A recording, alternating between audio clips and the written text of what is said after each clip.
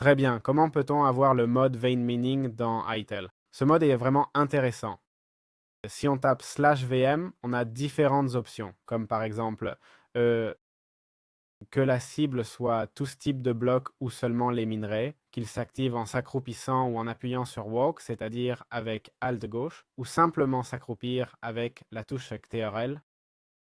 L'orientation, soit celle du bloc ou l'orientation de l'utilisateur et quelle forme on veut lors de la destruction. Si on veut un mur de 5 par 5, à chaque fois qu'on casse, d'accord?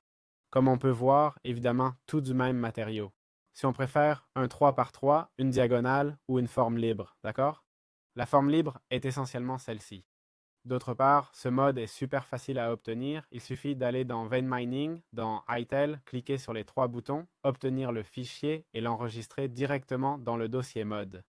En plus de ça, si on va dans User Data et dans Saves, dans le dossier ITAL et qu'on cherche le nom du monde, par exemple, dans ce cas, le monde s'appelle New World On va dans la section Mods, puis dans Vein Mining, où on trouve ce fichier JSON qu'on peut modifier.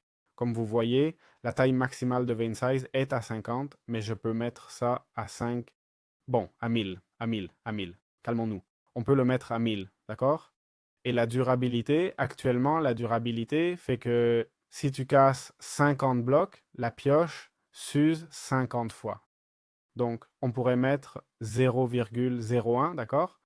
Pour qu'elle s'use beaucoup moins quand on utilise cette fonction. En gros, si tu le mets trop haut, tu vas casser un mur et user ta pioche, ce qui n'a pas vraiment de sens. Alors, voyons ces nouvelles statistiques que j'ai configurées et vous allez voir ce qu'un joueur peut faire. Basiquement, je vais vers la pierre, j'en mine un bloc et, pardon, en étant accroupi et regardez tout ce que je peux miner. Voilà, 1000 blocs, d'accord?